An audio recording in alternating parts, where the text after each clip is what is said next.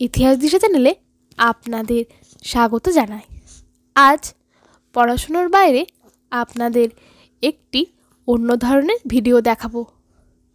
শীতের মরশুম শুরু হয়েছে, আর শীত মানেই পিকনিক, ঘোরা, মেলার হুল্লোড়ও শুরু হয়ে যায়।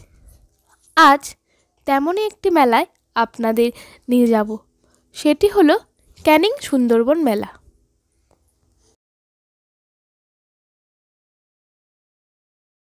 প্রবাহমান মানব জীবনে বৈচিত্র্য আনতে মেলা বা উৎসবের জুড়িমেলা ভার। উপলক্ষ যাই হোক না কেন, উৎসব বা মেলা মানুষের প্রাণকে নতুনভাবে আন্দোলিত করে। সুন্দরবন মেলা ক্যানিং তথা সমগ্র দক্ষিণ ২৪ পরগনা জেলার বৃহত্তম মেলা। এই মেলা ৩রা জানুয়ারি থেকে ১২ই জানুয়ারি পর্যন্ত ক্যানিং বন্ধুমহল ক্লাব দ্বারা পরিচালিত হয়।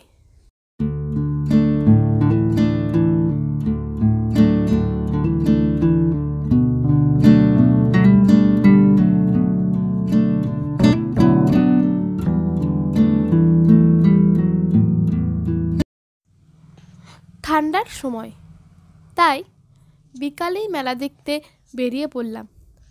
স্বাভাবিকভাবেই এই সময় ভিড় একটু কম হয়। এবার বলি, আপনারা এই মেলায় আসবেন কিভাবে। ক্যানিং স্টেশনে নেমে নতুন রাস্তা ধরে হেঁটে মাত্র ২ মিনিটে আপনারা মেলা প্রাঙ্গণে চলে আসতে পারেন। চলুন এবার আপনাদের মেলা প্রাঙ্গণটা ঘুরিয়ে দেখায়। এখানে সংসারের নিত্য প্রয়োজনীয় সামগ্রী থেকে আনন্দ বিনোদনের উপাদানের কোনো কিছুরই অভাব নেই। বাচ্চাদের বিনোদনের জন্য এত খেলার সামগ্রী রয়েছে যে তারা একবার মেলায় ঢুকলে আর বাড়ি যেতে চাইবে না।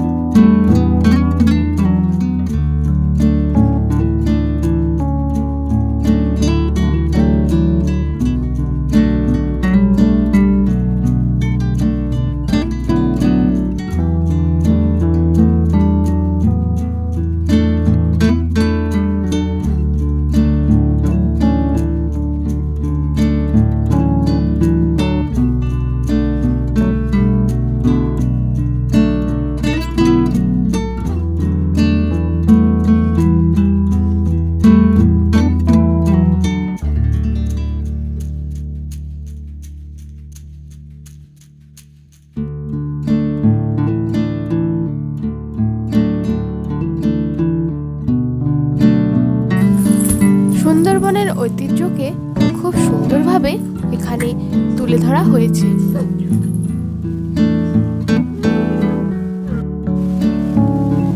মেলা প্রাঙ্গণে প্রতিদিনই বিভিন্ন ধরনের সাংস্কৃতিক অনুষ্ঠানের আয়োজন থাকছে।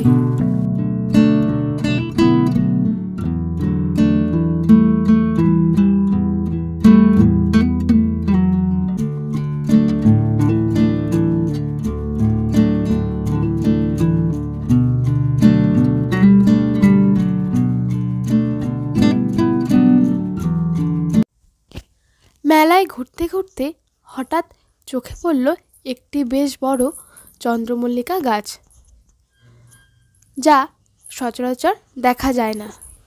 গাছটি দেখে বেশ মুগ্ধ হয়ে গেলাম। খোঁজ নিয়ে সেই গাছের মালিকের সঙ্গে কথা বললাম। গাছ সম্পর্কে তিনি কি জানালেন সেটা আপনাদের শোনাই। আমি আফতাব নস্কর, আমার বয়স হচ্ছে 18 বছর বয়স। তো এই গাছটি আমি বিগত 1 বছর ধরে পরিচর্যা করার পরে এই পর্যায়ে আমি এনেছি। আমাদের একটি হোয়াটসঅ্যাপে গ্রুপও আছে যেখানে গাছের বিষয়ে শেখানো হয় যে কীভাবে গাছ করতে হয়। আমার একটি ইউটিউব চ্যানেল আছে যেটির নাম হচ্ছে আফতাব নস্কর। ওখানে আপনারা গিয়ে ভিডিও দেখে বুঝতে পারবেন যে কোন গাছটা কীরকমভাবে বানাতে হয়, কীভাবে পরিচর্যা করতে হয় গাছের। তো এই গাছটা এখানে আনার কারণ হচ্ছে আমি আগের বছরে একটি গাছ বানিয়েছিলাম যেখানে বলা হয়েছিল যে গাছটা যদি আমি এখানে আনতে পারি তাহলে কি প্রাইস কিংবা কোনো জিনিস আমাকে দেওয়া হবে, যেহেতু এখানে অনেক প্রদর্শনীতে গাছ আসে। চলুন ধীরে ধীরে মেলা প্রাঙ্গণের অন্যান্য দোকানগুলো দেখে নিই।